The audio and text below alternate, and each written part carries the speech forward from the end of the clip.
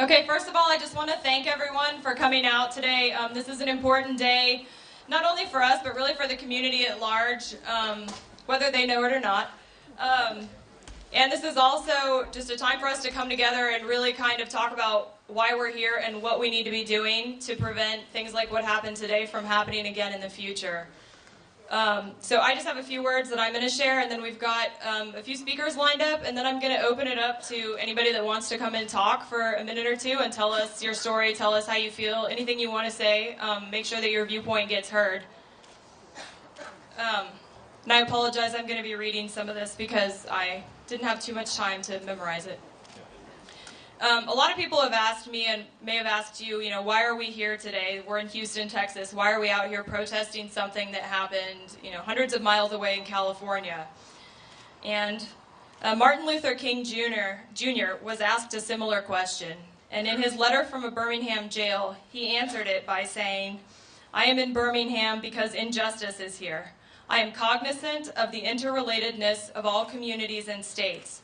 I cannot sit idly in Atlanta and not be concerned about what happens in Birmingham. Injustice anywhere is a threat to justice everywhere. We are caught in an inescapable network of mutuality, tied in a single garment of destiny. Whatever affects one directly affects us all indirectly." So this is why I stand before you today to protest the California Supreme Court's decision on the Proposition 8 cases. As many of you may know, my wife, Lindsay, and I were married here in Houston at Rockefeller Hall in the Heights on August 11th, 2007.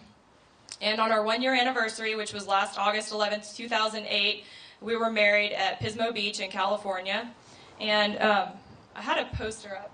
I'll get it back out later, but it's got there it is right there. It's got some pictures of our wedding and a photocopy of our actual marriage license. Looks just like the original.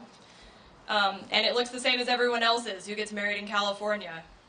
And while I'm elated to say that our marriage today is still valid, I'm heartbroken for those couples who will not have that chance, at least not soon, and at least not in California.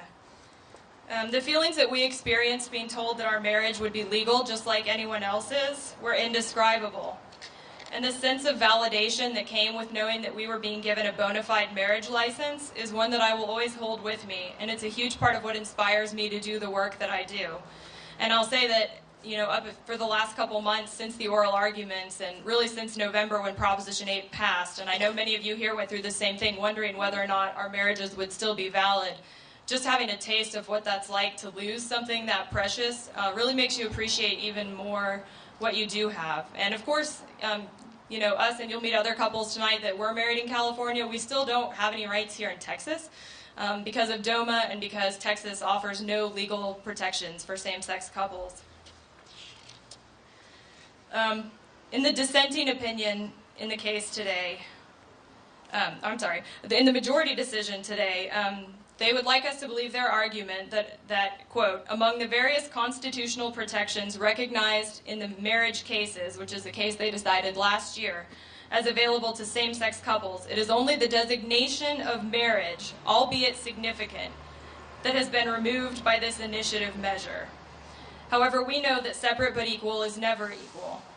Justice Moreno, in his dissenting opinion, agrees with us, and his is the voice of reason. He opens his opinion with a quote from the recent decision in Iowa, which legalized same-sex marriages there. And that quote reads, "The absolute equality of all persons before the law is the very foundation principle of our government." He goes on to say that the question before us today is whether such a change to one of the core values upon which our state constitution is founded can be accomplished by amending the Constitution through an initiative measure placed on the ballot. He answers this question in a manner resolutely in support of full marriage, equal rights. He says, "I conclude that requiring discrimination against a minority group on the basis of a suspect classification strikes at the core of the promise of equality that underlies our California Constitution."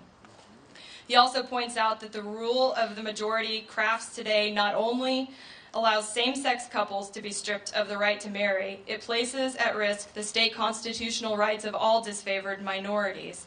And based on the decision today, one could argue that any rights could be taken away, such as the right for white men over 50 to vote, or the right for any racial minority to have equal work. This basically puts at risk a lot more than I think some people realize when they voted on Proposition 8 on the ballot, that it's not just GLBT people who may be losing rights. This ruling is indeed, as Justice Moreno says, a blow to the promise of equality guaranteed in our state and federal constitutions.